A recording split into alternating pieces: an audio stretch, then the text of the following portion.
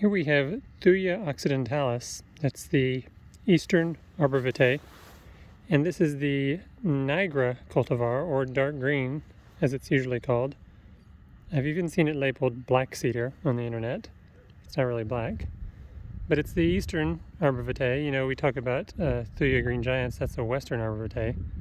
So this is the eastern. Grows really well, but the problem is that sometimes it tries to establish multiple trunks. And you can see all these stumps down here where I've trimmed away the multiples.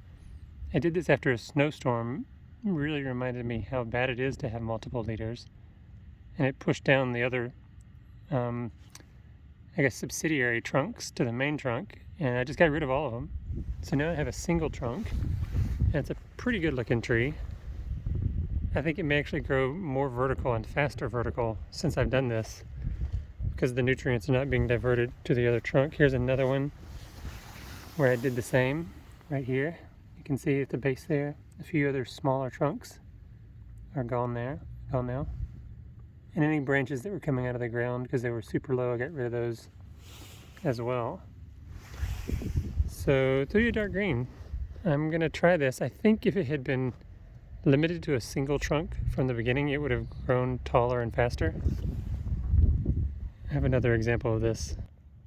Okay, this one actually kind of looks bad because the snow really pushed down some of the branches, but I trimmed away some other branches that had become secondary leaders, and the top looks really good, fairly uniform.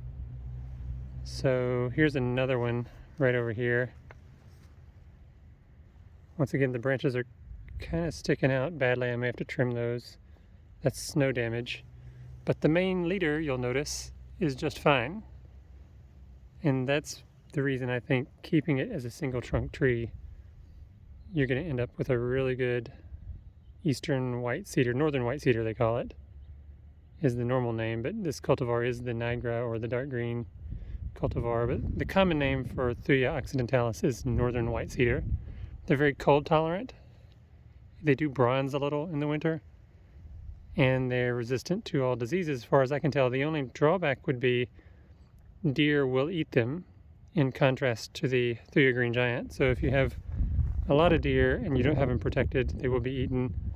It just so happens that I installed a fence, you can see in the background, not for the trees but to keep a dog in. But one added benefit is it will keep the deer away from this, although I've had plenty of deer pass through here and never seen evidence of deer eating it.